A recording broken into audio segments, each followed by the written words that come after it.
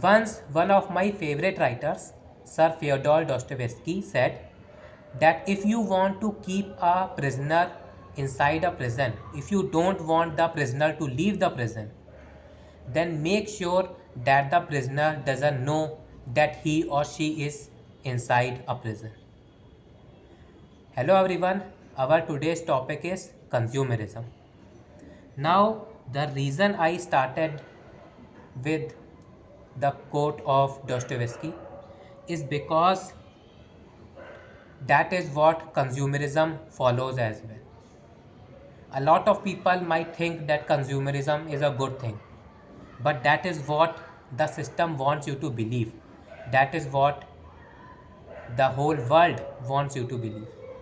Now, that is why I am making this video not only from the perspective of finance but for your personal well-being as well, so that you can take informed decision. Okay, so let's start this topic called consumerism. So what is at the center of consumerism? See, if you follow a little bit of history, then you know that till the 60s and the 70s, till the 1960s and 1970s, who was the center of the entire world? Workers. Either you are talking about a communist society or you are talking about a capitalist society. Even in capitalist society like America, the center was the workers. Everything was for the workers. Houses houses at good price, good jobs, controlled inflation, everything was available at a reasonable price. You can afford a family. You can afford a family with the help of a single person's income. With a single person's income, you could you can afford for a good for a single family here. Now in today's time, two people are needed. Even more than two are needed for a single household to survive. The American dream was the reality in 1960s and 1970s.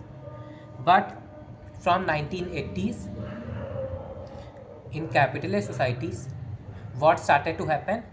The center of the world, which was the workers, that is taken by consumers. In today's time, if you are working, if you have a salary, then for the world, you are not a worker, you are a consumer. You were the center of the world before, before as well, in 1970s and 1960s and even before as well, and you are still the center of the world today as well, after 1980s, after today's time as well. In today's time as well, you are still the center of the world, but you are not the center of the world as a worker who deserved good job, good house at a reasonable price, food and education at reasonable price. That is not what you are. You are at the center of the system because you are a consumer. This is you. This is you, but not as a worker, not as a worker, but as a consumer. You are still the center of the world, but as a consumer here. Now, what do I mean? What you are as a consumer? They want you to keep buying things. So here I am making a buy button. They want you to keep clicking on this buy button. They want you to keep buying, keep buying, keep buying, keep buying things here. Now, how they will perceive you to buy these things? They want you to keep happy. See, when you were a worker, they wanted you to be happy by giving you houses at reasonable price, by giving you jobs. If you are a member of a society, you deserve job as a worker. But now, if you are a member of a society, then as a consumer, they want you to keep buying. And for that, they want you to be happy. They want to create a perception in your mind by being happy. They want you to be happy. They want you to keep buying new things. How can they make you happy? How can they make a perception of you of being happy? By comparing you with other people. How?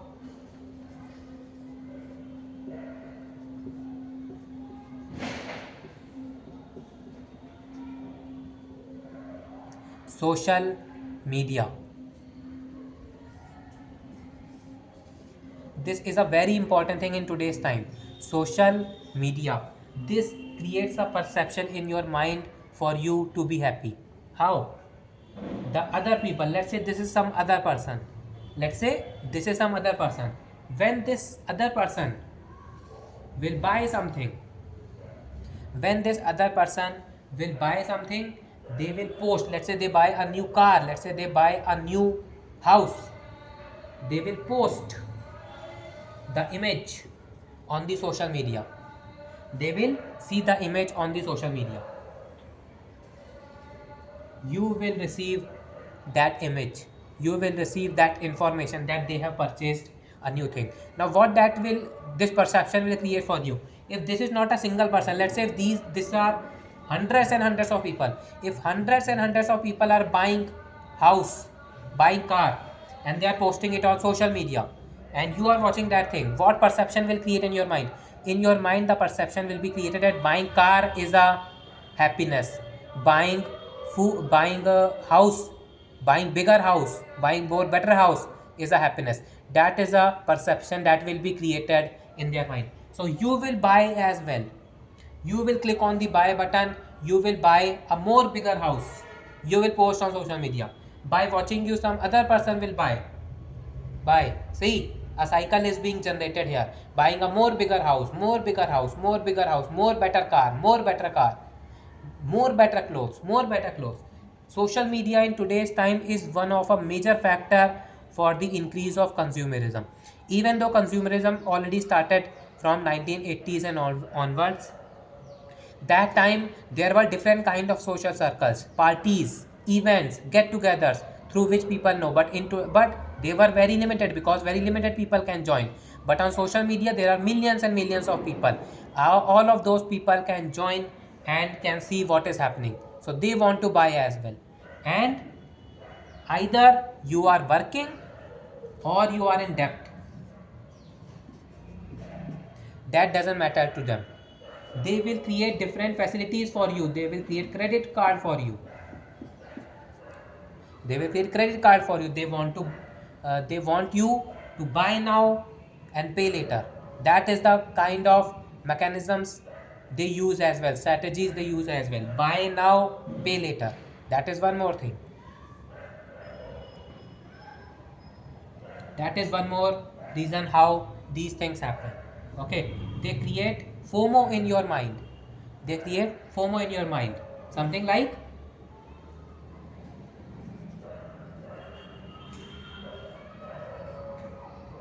buy now, 50% off. This way, what this will do, when the consumer will see this, they will again click on buy button. They will again click on buy button because this will create FOMO. This will create FOMO, fear of missing out. That if they miss this opportunity, then they have to pay a higher price. Let's say there is a, uh, let's say there is a cloth, okay, suit. Let's say there is a suit which is available at 5,000, but they are selling you at 2,500, 50% discount. You will see, you will think, oh, this is very very cheap, I can buy it, I am saving 2,500, and you will buy. That is called fear of missing out. So point number 1, social media. Point number 2, FOMO. These are the things through which they manipulate your emotions to buy something. There are other things as well. If you remember, if you have purchased something 20 years ago, those things last for 10 years. In today's time, they last only for 2 or 3 years. They last only for 2 and 3 years. How? Because if you are buying something, if you are buying something,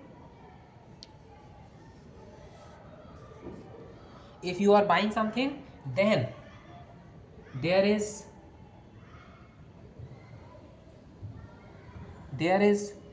the lifeline of that product to be set around 2 to 3 years.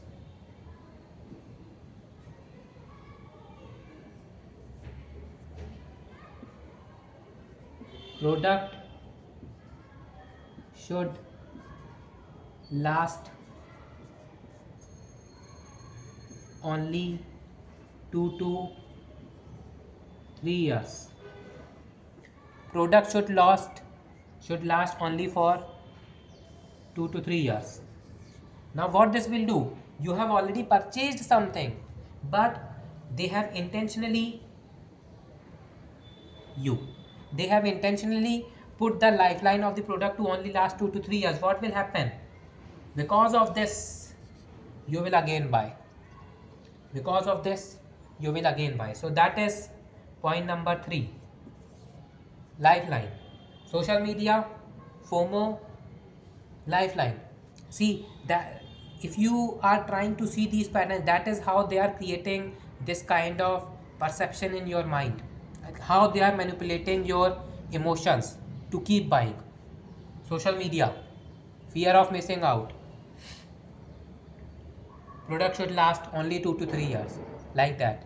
Okay, a lot of times they would manipulate you to see it as a investment.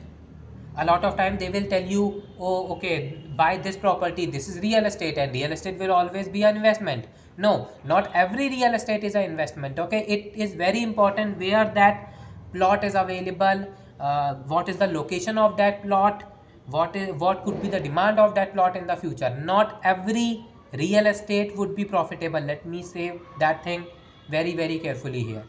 Okay, so that is how they try to manipulate your mind as well. Okay, if you are buying a real estate, buy at a good location, and if you have some positive value in your own life as well, that you are going to use that house or for that purpose, that is why you should buy real estate for a house for yourself, and not any house, not any larger and larger house. No, think about your requirements, and according to that buy the house. Okay, the same goes for anything: buying car, buying clothes, buying luxury items. Do you even need them? Think about them very properly.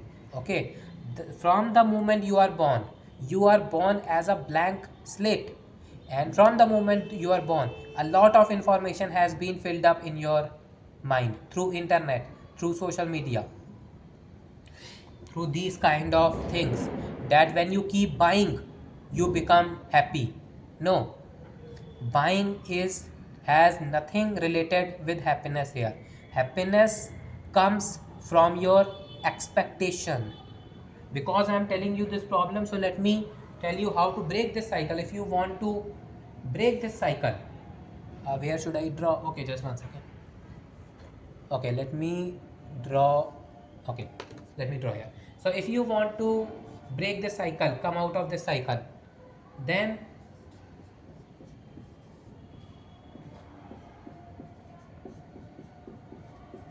I hope you can see it. Expectations is the most important thing. When you will have control of your expectation, I can guarantee you can be happy. You can be happy with whatever you have available if you are in control of your expectation. Only by controlling your expectation you can break this entire cycle. Whatever kind of, there could be other reasons as well. I have told you some major reasons: social media, FOMO is also related with social media as well. That in social media a lot of people are buying something, so you don't want to have fear of missing out. So FOMO is related with social media as well. FOMO is separately as well, with the help of discount, with the help of credit card, with the help of loan and other things. And intentional, this point, intentionally reducing the lifeline. Okay, that is how they are doing as well.